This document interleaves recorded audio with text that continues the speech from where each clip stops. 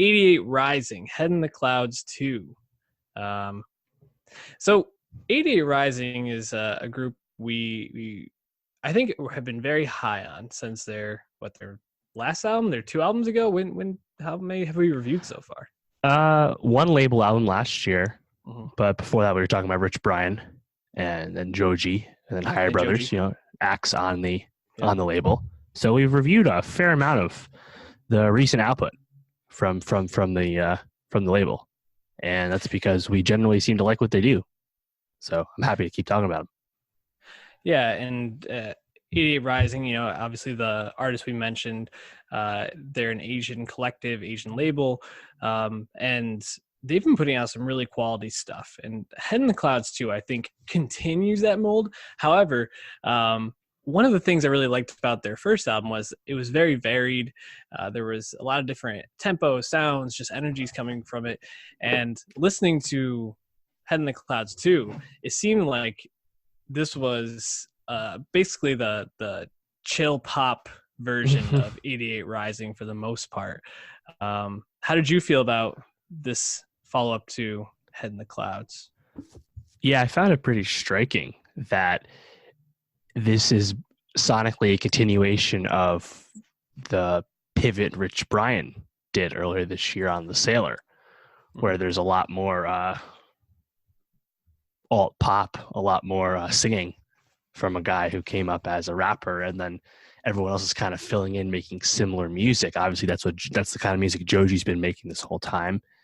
And some of the I think feature players on the label, like Nikki, seem to really shine because they're given a lot to do this time around.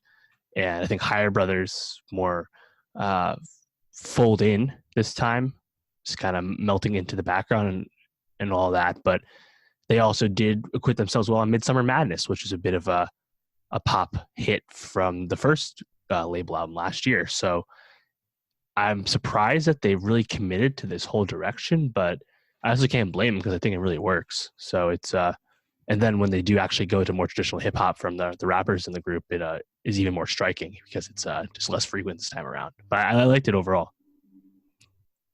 Yeah, I think it's very obvious that Rich Brian and Joji had this label and have a lot of say in the direction that things go. Especially the songs where Joji like sings on it. It really seemed to stand out that he had his fingerprints on those songs. And just kind of scrolling through, I see Rich Brian here on like 2, 4, 5 songs maybe in total. But his presence felt like it was there throughout.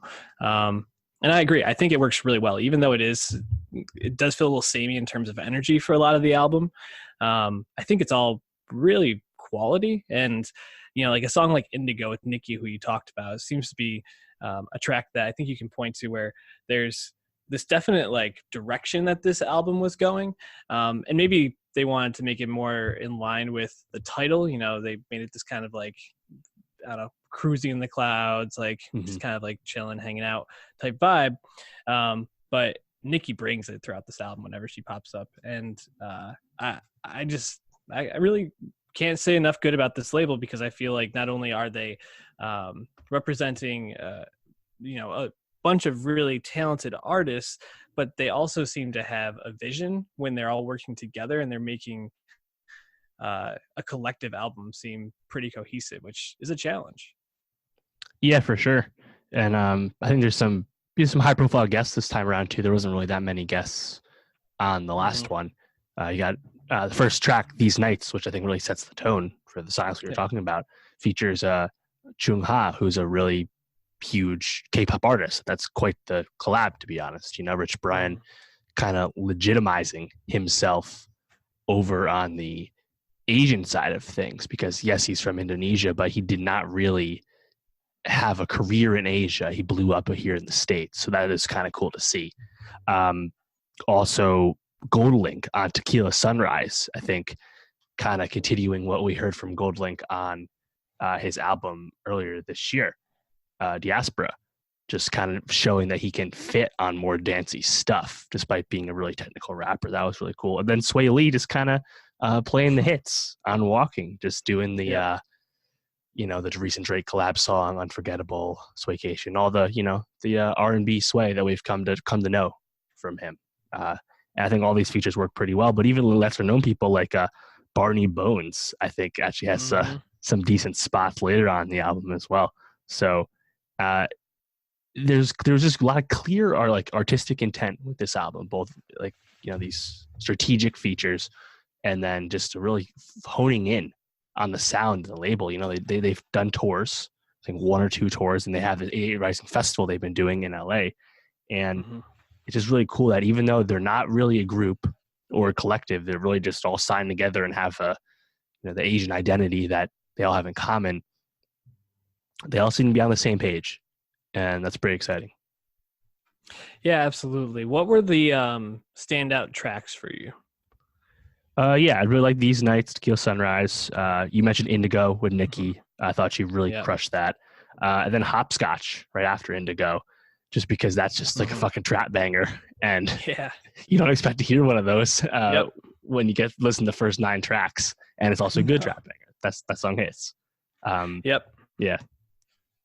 I also really liked I Just Use Music Again, which I think will probably be a song you hear a lot of EDM artists flip or sample or remix.